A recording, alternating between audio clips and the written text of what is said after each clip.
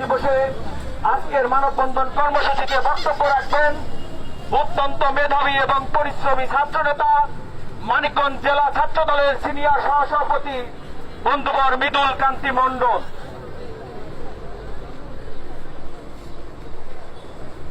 উপস্থিত সম্মানিত নেতৃবৃন্দ,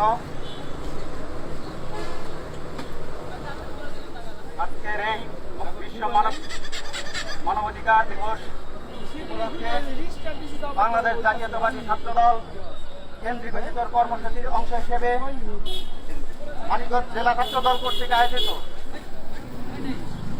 মানববন্ধনে সভাপতিত্ব করছেন বন্ধুবর আব্দুল খালেক শুভ।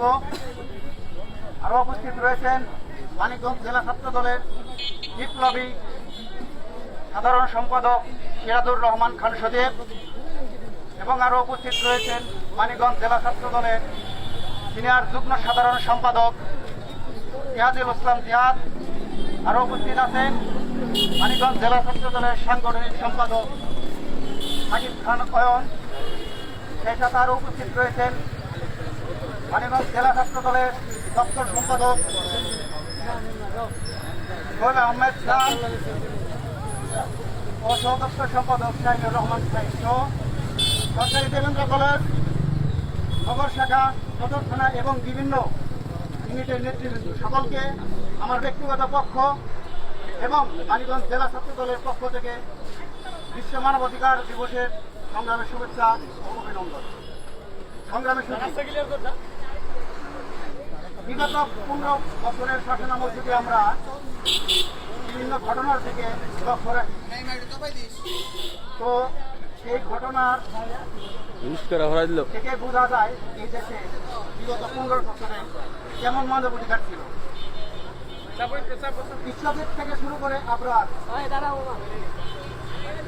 থেকে শুরু করে আদরুনি ইলিয়াস আলী থেকে শুরু করে সালাউদ্দিন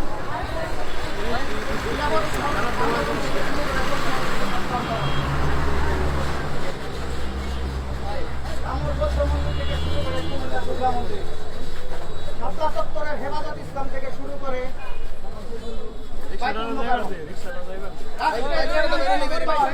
জায়গা নাই যেখানে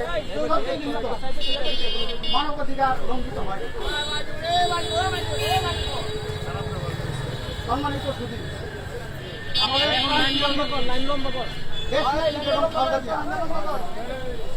তার নিজের বাসভবন এখানে শহীদ জিয়া স্মৃতি বিতরিত বাসভবন, সেখান থেকে আপনারা অবগত আছেন কিভাবে জোর অনৈতিকভাবে বাড়ি থেকে বের করে দেওয়া হয়েছে। শুধু বাড়ি থেকে বের করে ক্ষান্ত হয় নাই, শেষ হয়ে তিনি তার ন্যূনতম চিকিৎসা সুযোগ সেটা থেকে বঞ্চিত করা হয়েছে। দিনের পর দিন, বছরের পর বছর তাকে নির্যাতন করা হয়েছে মিথ্যা মামলা দিয়ে। আমরা এই 15 বছরে আমাদের মাথার উপরে বসেছিল এক ডাইনি, মাথার উপরে বসেছিল এক স্বৈরাচারী, সে কায়েম করেছিল এই দেশকে দানবীয় রাজত্বে। এই দানবীয় রাজত্বে ছিল না ন্যূনতম কোনো মানবাধিকার। আমরা সেই সকল স্বৈরাচারী এবং স্বৈরাচারী ধর্ষকের হুঁশিয়ার করে জানাতে চাই, বাংলার মাটিতে এই মানবাধিকার অপরাধ এবং সমস্ত অপরাধের বিচার আমরা করব।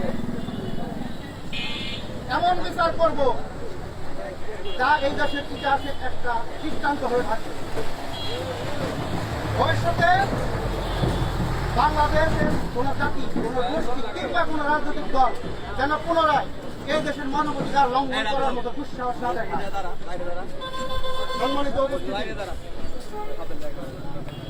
আপনারা অবগত আছেন আমাদের রহমান দাবি দিয়েছেন, যার আলোকে পরবর্তীতে গঠন করা হবে।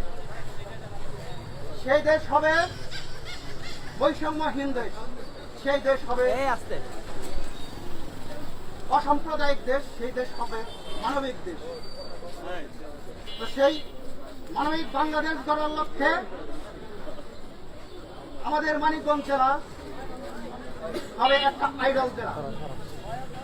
আর মানিকগঞ্জ জেলার সংগ্রামী সভাপতি, জেলা বিএনপির সংগ্রামী সভাপতি, মানিকগঞ্জ জেলার আবহাওয়া জনতার অভিভাবক, আমার প্রাণপ্রিয় নেত্রী আফরোজা খান রীতা আপার নেতৃত্বে সেই মানবিক মানিকগঞ্জ আমরা গঠন করব।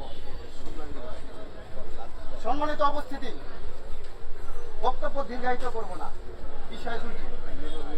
এক, বিগত ফ্যাসিস্ট আমলে যত মানবাধিকার হরণ হয়েছে প্রত্যেকটা মানবাধিকার লঙ্ঘিত অপরাধের পুঙ্খানুপুঙ্খানু নাম্বার 2, আগামীর রাষ্ট্রনায়ক জনাব তারেক রহমানের নেতৃত্বে আমরা একটা মানবিক বাংলাদেশ গঠন করব।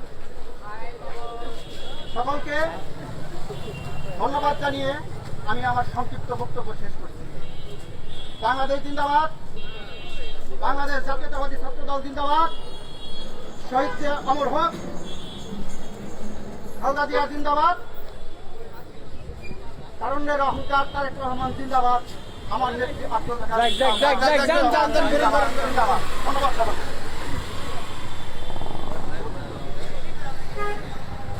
দীর্ঘ সময়, দীর্ঘ 15-16 বছরে আমরা এই স্বৈরাচারের বিরুদ্ধে